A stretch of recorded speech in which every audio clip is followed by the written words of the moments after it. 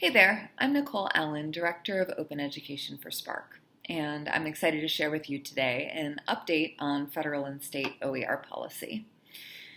So at the federal level, we've been working to advance open education policy for a decade, and our primary piece of legislation is called the Affordable College Textbook Act, which would create a federally funded grant program to support open textbook pilots at colleges and universities across the country.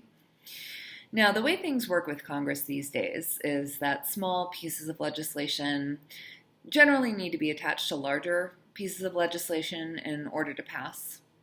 And we haven't been able to make any progress on this particular bill just because there haven't been any pieces of legislation that we can attach it to in recent years. However, we did celebrate a really exciting and important victory this year in 2018 when we were able to secure a one-time $5 million federal appropriation to support an open textbook pilot run by the Department of Education. Now, this funding is designated by Congress, would support pilots at universities and colleges across the country to expand the use of open textbooks and the creation of open textbooks in order to save students money while maintaining or improving student learning outcomes.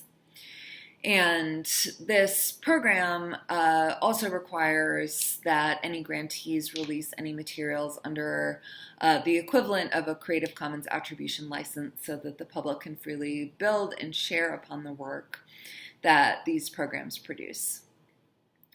Now, for the past couple of months, this funding has been with the Department of Education, and we've kind of been waiting for them to release a call for applications, which actually happened just this week on Monday. The department finally issued a call for applications, and though we were disappointed that they didn't first run a public comment period, which is sort of standard procedure for this type of program, overall, the program does follow the guidelines that are specified by Congress and has strong open licensing requirements in the language. The areas where we're a little bit surprised are that it requires only a smaller number of grants, so only 1 to 3 grants of $1.5 to $5 million apiece. We were hoping to spread the money farther to other types of institutions rather than just a few.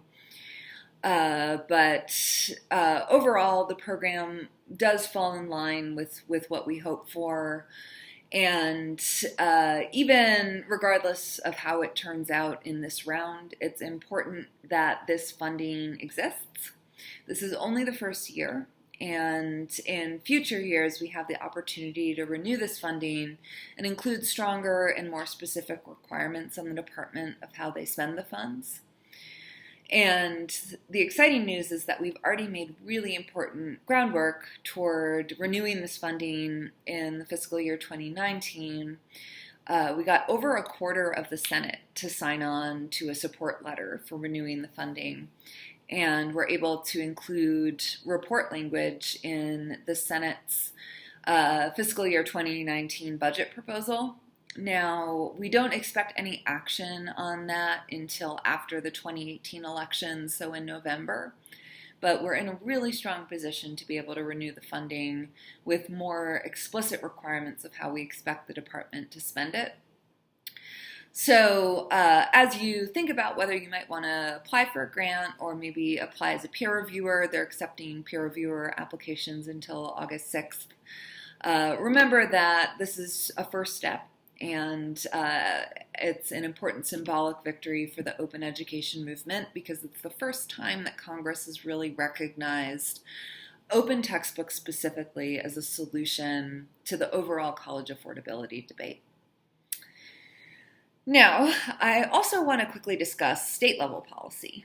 And there's some really important work happening at the state level. And in fact, a number of states have invested even more money than the federal government has in the creation and expanded use of OER.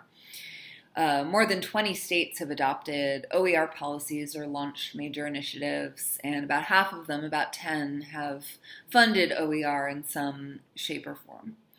And those can range from faculty level grant programs. Texas actually currently has a call for proposals out for $5,000 to $10,000 grants for faculty. And states like SUNY or New York with the SUNY and CUNY system have provided $8 million in funding last year and this year to support OER efforts. And similarly, California just provided $6 million. And what's exciting is that these programs have really demonstrated that even investing a small amount of money in OER can generate a huge amount of savings for students. In many cases, more than 10 times the amount that's invested, which makes OER that kind of rare public policy opportunity where every dollar invested does have an exponentially larger impact for the citizens that it's meant to serve. So in terms of what's next in policy at both the state and federal level, those of you who are SPARC member libraries can expect to hear more details from us as this process evolves. At the federal level, we have a few other irons in the fire, and you may expect to hear a little bit more about that stuff soon. Hopefully the fiscal year 2019 funding for the federal open textbook program will be successful. Expect more by the end of the year. And it's also important to note that at the federal level, we've succeeded in passing open licensing policies at both the Department of Education and the Department of Labor that make sure that when the government gives competitive grants, that the results of those grants, the deliverables, are openly licensed and shared with the public. It's our funding as taxpayers that is used to create these materials, so we should have the benefit of it. And these programs or these policies were just adopted in the past couple of years, so we should start to see the arising materials pretty soon. So that's exciting. And then SPARC has a number of resources on our website that are available for everybody. At the state level, we track 50 state policy on our website, and also created the state OER policy playbook, which you can download or get a printed copy and share with your legislators. And then we also have a number of different policy opportunities listed on our website where you can actually take action, including the FY19 process. So be sure to check that out at sparkopen.org. So thanks for listening to this update. You can find me on Twitter at textbooks. That's textbooks without vowels. And hope to see you around the open education community. Thanks, guys.